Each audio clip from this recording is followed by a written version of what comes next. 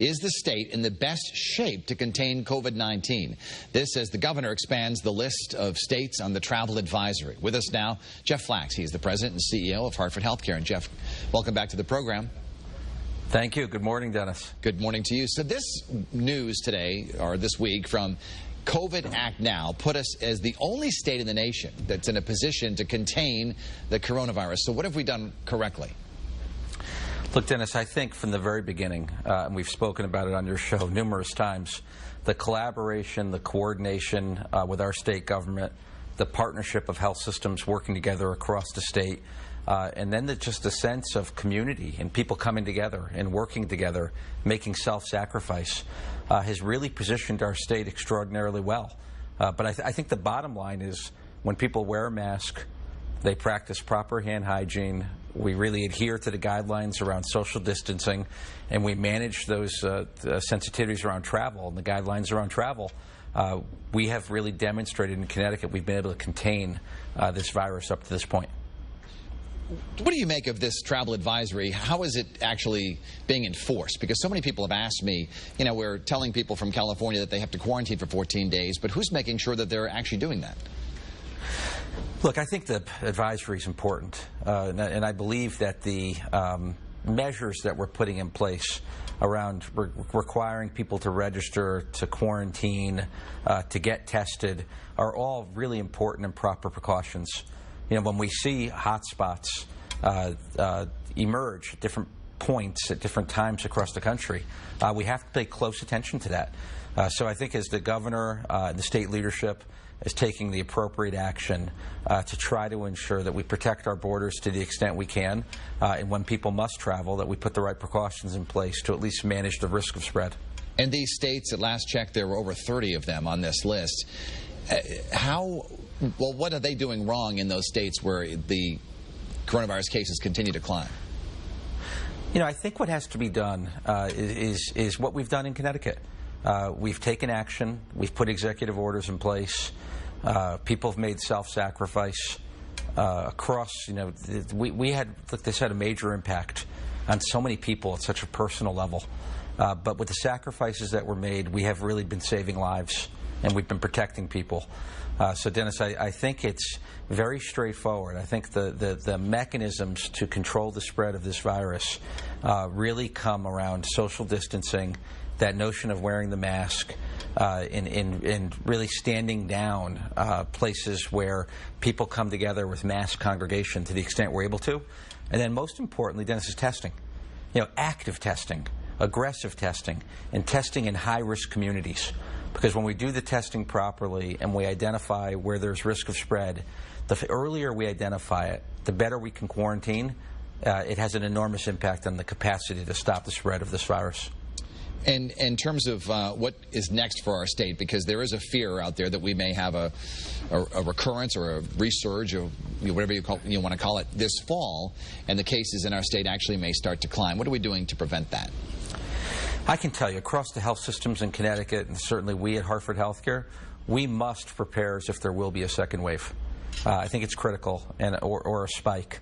And to the extent that could happen, what we're doing, we're building up significant stockpiles of personal protective equipment. We are acquiring and have acquired more ventilators. We're ensuring our ventilators are all properly maintained and ready to be deployed. We're studying very carefully our people, our personnel pools, on where and how we could distribute people to where the issues and risks matter most. We're expanding our testing capabilities, and we're doing a whole lot of scenario planning.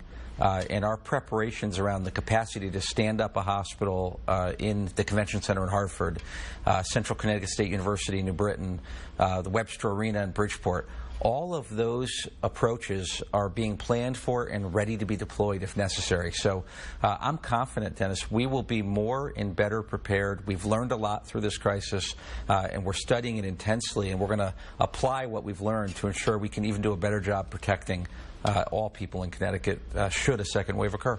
Governor Lamont said the other day that if someone comes to our state and can produce a test that says that they are negative for COVID-19, they're allowed to circulate in our community without having to quarantine. But is there any guarantee that that person, even if they test negative, can't they carry the virus and spread it? The timing of when a test occurs and when it's administered inherently does have some risk because the test itself, right, is good at the point in time somebody takes it. But it certainly gives a measure of protection when people are very recently testing negative. So testing in and of itself is not a singular solution, and that's why within our communities we're having testing and then routine testing for certain populations where risk is higher. Would you recommend that people travel to any of these states during this period? If you have relatives, let's say in North Carolina, which is one of the states in the advisory, should you go there, or should you maybe decide, let's stay at home for a little bit? Look, I think we have to limit travel wherever possible and however possible. I think during this period of time, when we can make these sacrifices, it's better. There are reasons, understandably, in some instances that it's unavoidable. And when people have to travel and it's unavoidable, there are very clear and specific precautions that can be taken, including getting tested and quarantining when they come back home. Jeff, it's summertime. People are running their air conditioners and fans, and there are some people who are concerned that perhaps that can spread the germs in the air. What do you think about that? Dennis, I'm not an expert in that specific area. What I would say, though, when there is a concern, there are places to go and get those answers, and there's really a lot of expertise available to people. In our organization, we always urge people to dial 860-972-8100.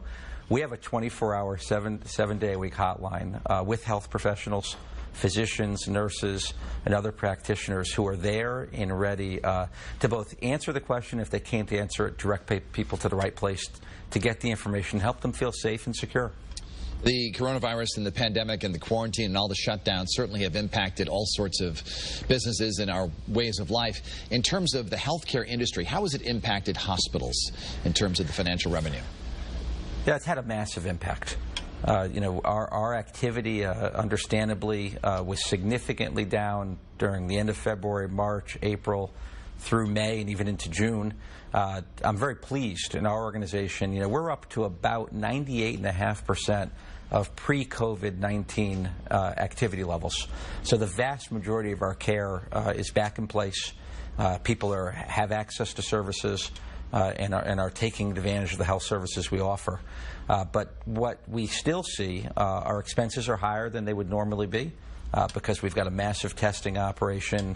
We're acquiring a significant amount of PPE. We're paying significantly higher than market costs for that.